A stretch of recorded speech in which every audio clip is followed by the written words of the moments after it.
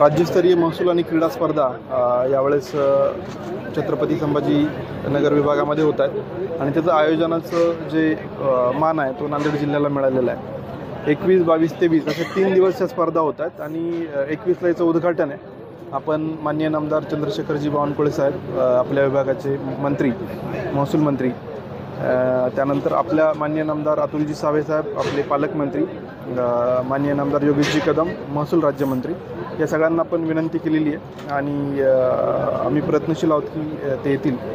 त्याचसोबत आपल्या सर्व राज्यातील सर्व विभागांचे विभागीय आयुक्त, राज्यातील सर्व जिल्हाधिकारी यांना पण आपण विनंती केलेली आहे। साधारणतः 10 ते 12 जिल्हाधिकाऱ्यांचं कन्फर्मेशन आलेलं आहे।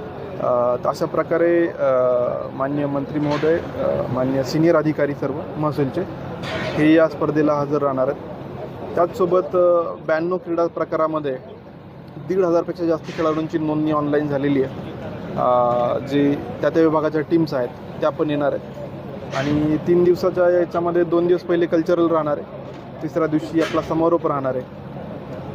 तर अशा पद्धतीचं नियोजन आहे। या सर्व मैदानांची तयारी, त्यांची राहण्याची, निवासाची, ट्रान्सपोर्टची व्यवस्था झालेली आहे। पार्किंगचे मैदानं रेडी आहेत आणि मला असं वाटतं कुठली अडचण येणार नाही। खूप चांगल्या पद्धतीचं नियोजन झालेलं आहे आणि आपल्या माध्यमातून माझी विनंती आहे की आपण नांदेडचे नांदेडकर आहेत यांनी मोठ्या संख्येनं प्रेक्षक म्हणून या स्पर्धेला यावं, कारण नांदेडने यावर्षी 19 नॅशनल गेम्स होस्ट केलेल्या आहेत इतर क्रीडा प्रकारांमधल्या आणि या स्पर्धेच्या निमित्तानं किंवा या इथून मागचे जे काय आपण काम केलेलं आहे तर नांदेडला स्पोर्ट हब करण्याच्या दृष्टीने जे नवीन खेळाडू यांना निश्चितपणे एक चांगली मदत मिळेल।